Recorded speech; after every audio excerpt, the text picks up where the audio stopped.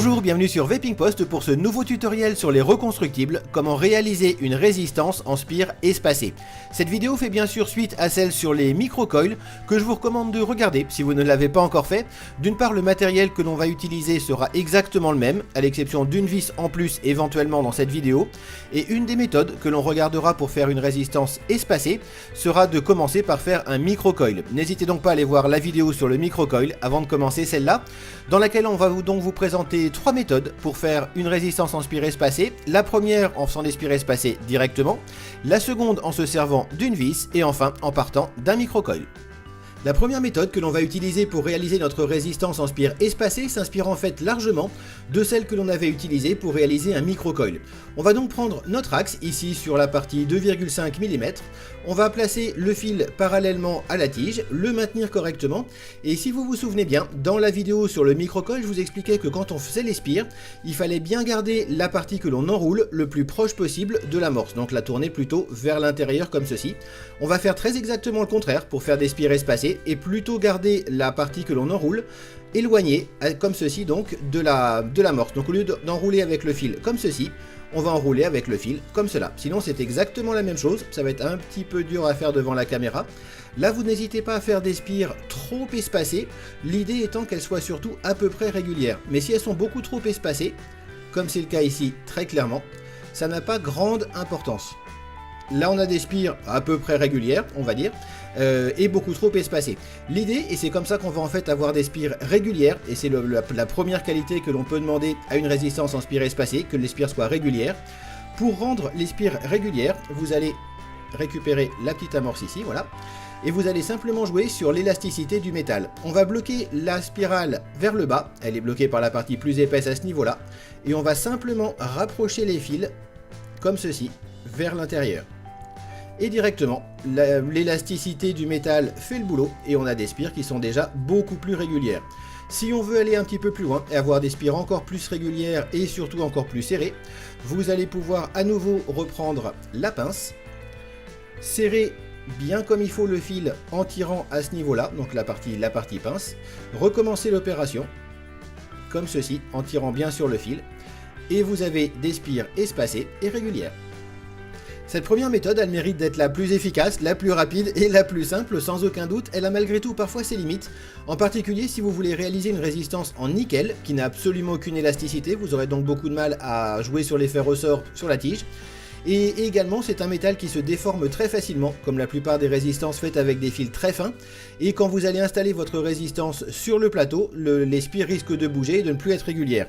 Le plus facile, si vous souhaitez donc faire une résistance en nickel ou avec un fil très fin comme celui-ci, va être d'utiliser une vis, et vous allez tout simplement faire votre résistance sur le filetage de la vis en suivant bien comme il faut le filetage à ce niveau-là. Exactement comme ceci, vous vous arrêtez quand vous arrivez au bout. On a donc notre résistance qui est montée sur le filetage, on va récupérer la patte qui reste, comme ceci, donc vraiment bien en suivant le filetage. Si vous souhaitez des filetages plus larges ou plus serrés, prenez des vis en conséquence. La vis détermine évidemment aussi le diamètre de la résistance. Vous allez pouvoir installer votre résistance directement comme ceci, sur le plateau, donc installer vos pattes à l'intérieur des postes et couper les fils. Et une fois que tout est bien positionné, et vous allez voir que là on peut effectivement faire bouger les pattes sans que les spires ne se dégradent. Une fois donc que tout est bien installé, il suffit de dévisser votre vis. Et vous avez une résistance impeccable en spire espacée, avec un fil très fin, y compris en nickel. Et votre résistance restera impeccable jusqu'à ce que vous ayez fini de l'installer. Et enfin, la dernière méthode que l'on va voir pour faire des spires espacées va partir en fait d'un micro-coil. Si la première méthode que l'on a vue tout à l'heure est très clairement la plus rapide, la plus efficace et donne d'excellents résultats, le fait de partir d'un micro-coil dont on va ensuite espacer les spires permet d'une part d'avoir des spires parfaitement régulières et en plus de contrôler l'espacement que l'on va donner aux spires. Vous pourrez avoir des spires de 0,2, 0,3, 0,6 mm très exactement comme vous le voulez. Et en plus, les spires sont beaucoup plus solides, vous allez pouvoir installer votre résistance sans que les spires ne bougent du tout. Et ensuite enlever le second fil, on le verra tout à l'heure. On va commencer par partir d'un micro-coil, ce sera la première méthode de le faire, et ensuite on fera une autre méthode qui revient à faire un micro-coil parallèle. Première méthode, on va donc partir d'un microcoil. Si vous ne savez pas comment faire un microcoil, vous avez la précédente vidéo qui va tout vous expliquer. Et on va prendre un second fil, et ce second fil va déterminer l'espacement de vos spires. Donc prenez un fil de 0,2 mm si vous voulez des spires espacés de 0,2 mm, 0,4 pour 0,4 mm, etc. On va ensuite placer, donc là je l'ai fait avec un coiler, mais ça marche très bien avec un axe également.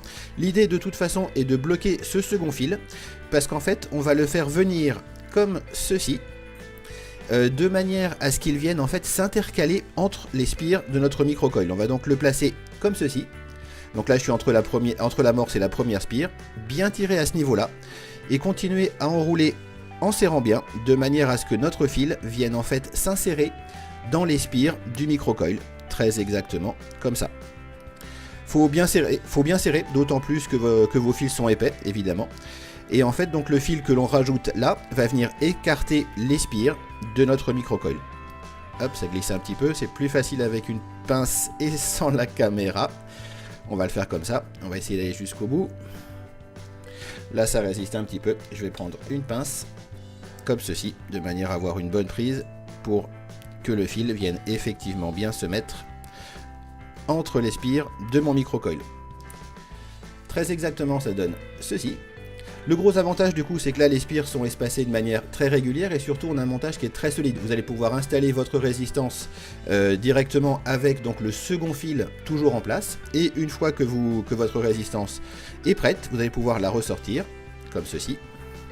Et pour récupérer votre résistance avec les spires espacées, vous allez pouvoir prendre une pince, récupérer le second fil, donc celui qu'on a inséré entre les pattes, entre les spires des résistances, comme ceci, et tirer. Et là vous avez des spires parfaitement espacées, avec un espacement très régulier de 0,4 mm, c'est donc le diamètre du second fil que l'on a pris, et une résistance absolument impeccable. Et enfin, la dernière méthode qui donne exactement le même résultat que la précédente, il va s'agir de faire un microcoil avec des fils en parallèle, donc deux fils dans le microcoil. Un des deux fils dans ce cas-là va servir effectivement pour la résistance, et l'autre va donner l'espacement des fils. Vous pourrez soit prendre les mêmes fils, soit en prendre deux différents, bien entendu, exactement comme dans la méthode précédente. On va donc ensuite placer les deux fils dans le coiler, comme ceci. On va partir dans ce sens-là, ce sera mieux pour la vidéo. Vous allez faire votre amorce. L'idée à ce moment-là, exactement de la même manière que pour faire une résistance parallèle, vous allez prendre vos deux fils et bien les maintenir parallèles, comme ceci, de manière à ce qu'ils ne se chevauchent jamais. Il faut vraiment qu'ils restent tout le temps parallèles. On va commencer à tourner. Ici, on est au niveau de l'amorce, comme ceci. Et on va ensuite faire un microcoil parallèle, donc en fait un microcoil avec deux fils, côte à côte, très exactement comme ceci. C'est pour ça que c'est un petit peu plus facile avec un coiler.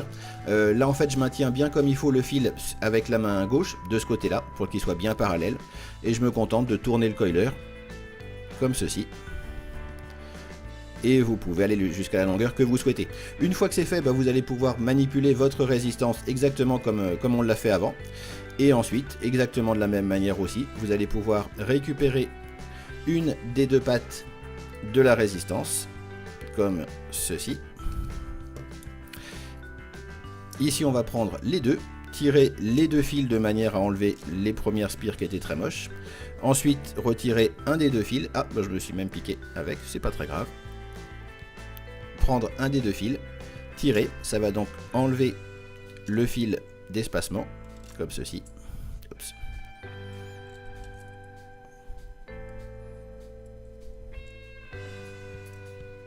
Vous récupérez une résistance à spire espacée irréprochable.